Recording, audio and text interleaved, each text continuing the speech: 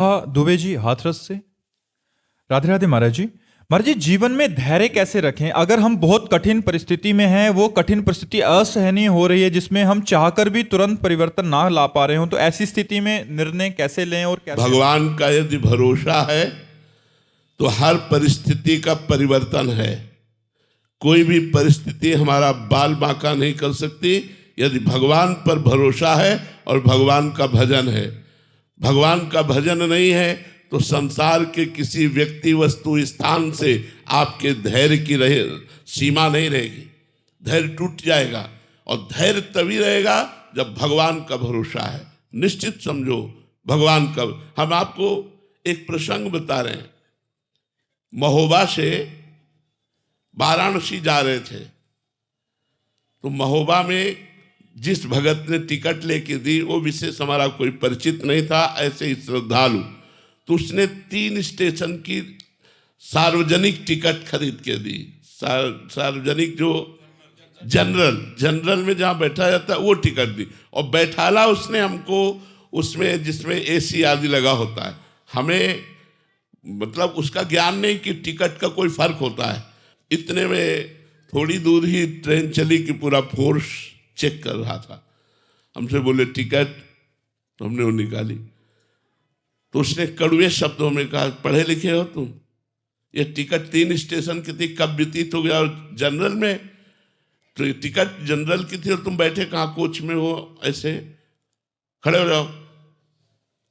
हम तो भगवान के सहारे खड़े हो गए। हमको तो कोई ज्ञान था नहीं कि अब उनको तो अपनी वर्दी का और अपने उसका भाव था ही, वो अपनी सेवा कर रहे थे। ठीक है, उनका डांटना भी ठीक था।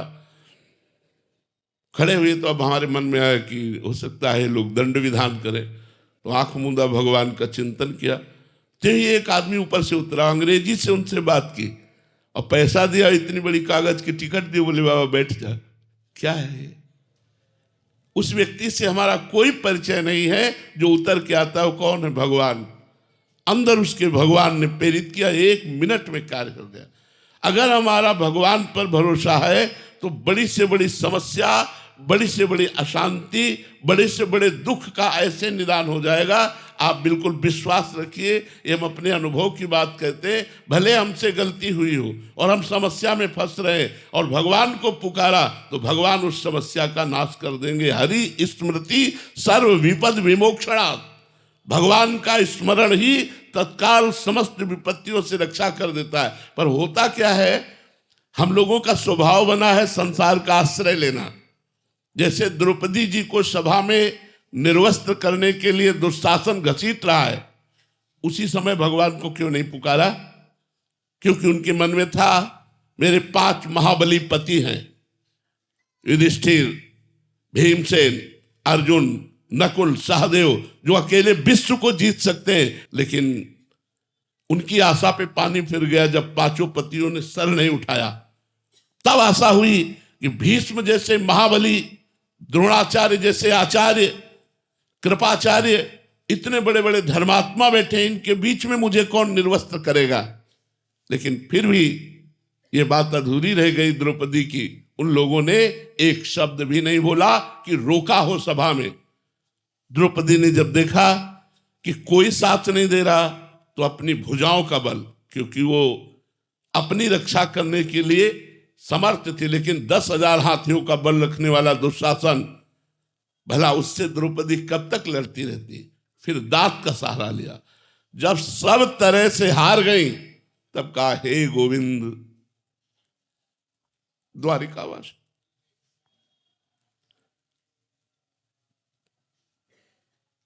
जो ही भगवान को पुकारा, भगवान को कहीं आना थोड़ी था, वस्त्र ही बन गए, वस्त्रावतार हो गया।